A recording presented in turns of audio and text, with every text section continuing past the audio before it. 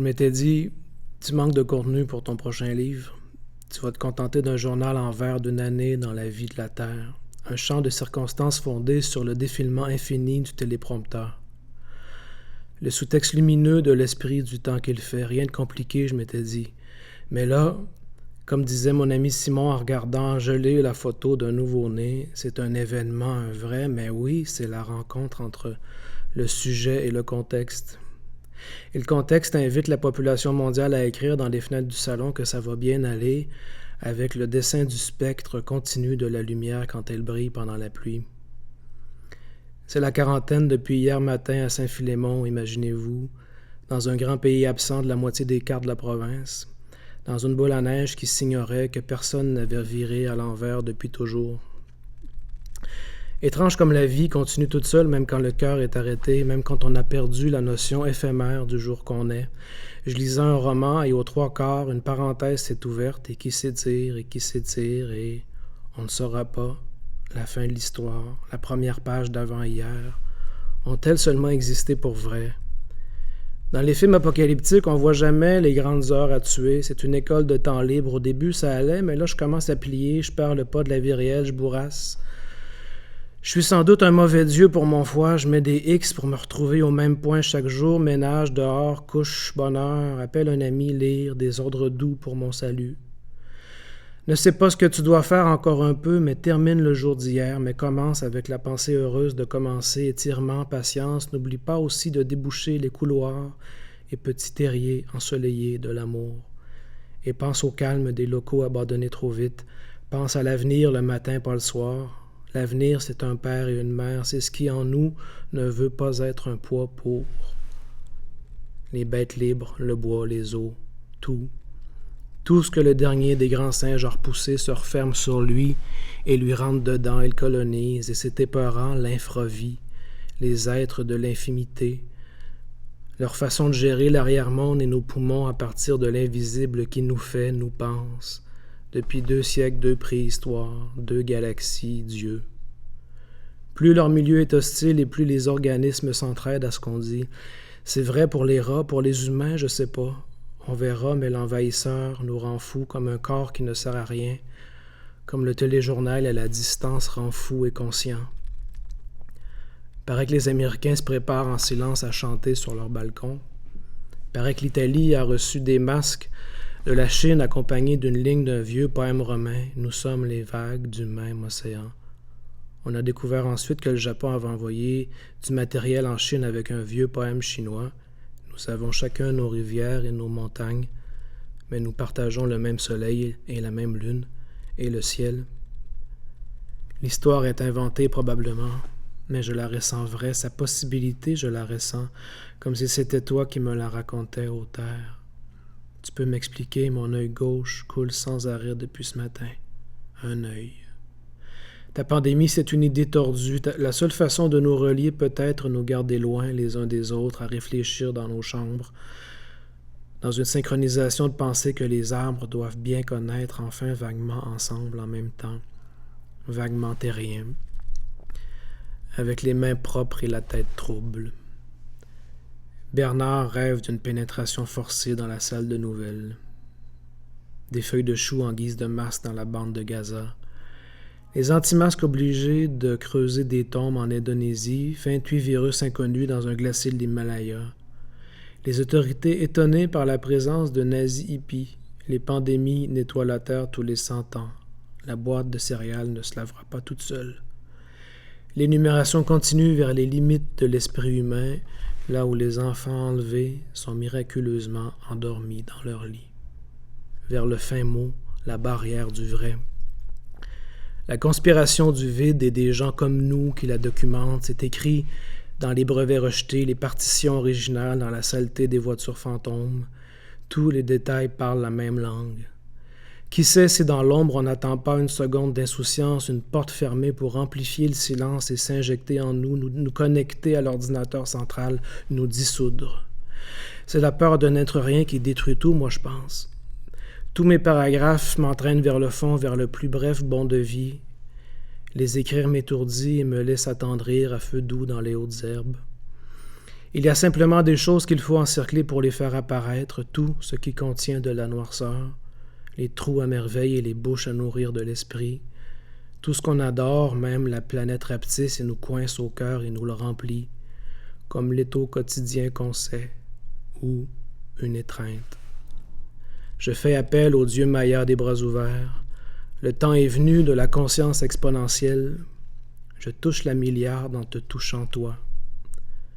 Ma tante veut me réveiller avec des vidéos de QAnon. La lumière entre à 4h15 dans l'infirmerie. Monsieur, les membranes nous permettent de rester ouverts. L'épicerie est probablement située dans le rouge de l'arc-en-ciel. Nos cours dérangent le sommeil de bien petits visages. Les parents ne savent plus comment c'était ne pas en avoir. Beaux instruments fatigués de la vie en marche. Ma blonde me sauve d'une main rare avec une odeur de cheveux mouillés qui me ramènera des morts. On s'est faufilé derrière l'église, dans le champ, la neige avait fondu la veille et gelé pendant la nuit. Dur comme un désert de sel, on pouvait courir sans problème, on a monté loin.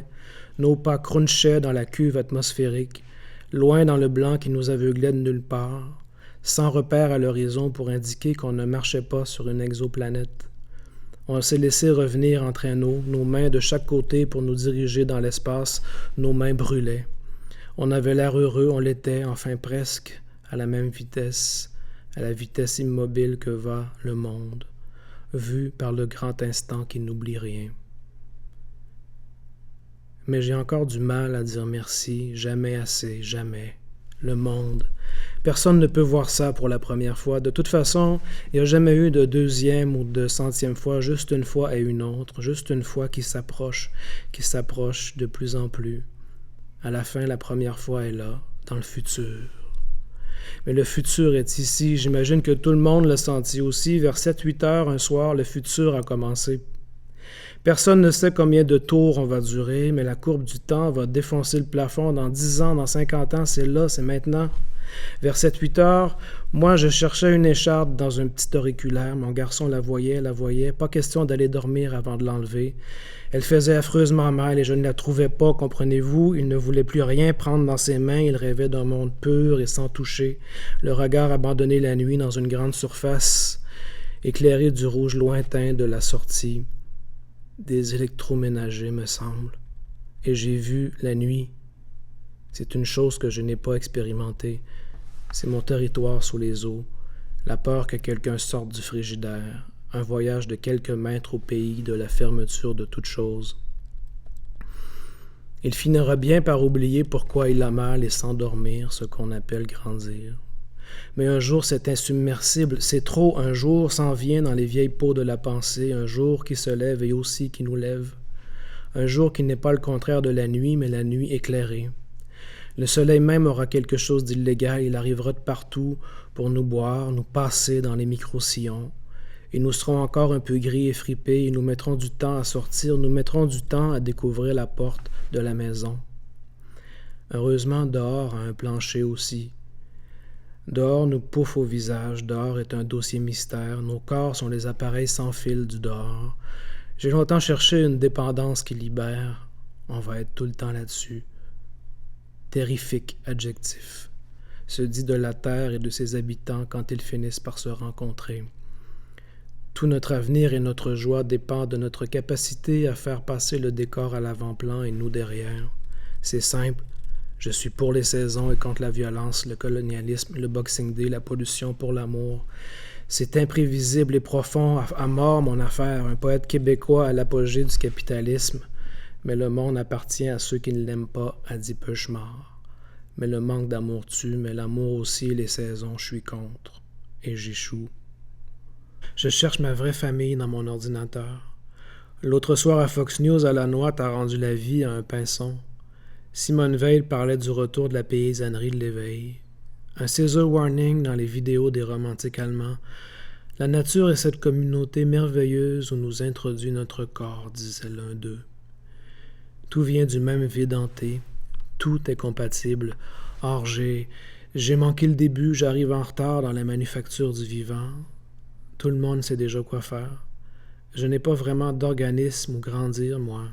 Je cherche mes semblables avec une loupe sur le tapis de l'entrée. We are not alone, dit Michel Lalonde, dit l'agent Mulder. C'est drôle comme je n'arrive pas à le détester, le virus. Je ne sais pas pourquoi on va l'un dans l'autre. Son être est un peu magique, supra-individuel. Je trouve qu'il fait pitié. Son besoin de nous pour vivre, j'imagine. Le tiers du monde libre n'est plus sûr que le virus existe. Le tiers du monde libre a moins peur du virus que du remède. J'ai rêvé d'une game de baseball sous un ciel en feu devant des spectateurs en carton. Quand la vie va redevenir normale est une phrase que je n'ose plus dire, une phrase qui flotte vers la fin, une phrase qui m'hésite. Des zones jaunes, orange, rouge, on dirait la carte du Québec, une belle feuille l'automne. Le nord est jaune et la mer est bleue. En descendant un sentier de la montagne du Midi, je songe à la difficulté de frapper une feuille qui tombe avec un bat de baseball.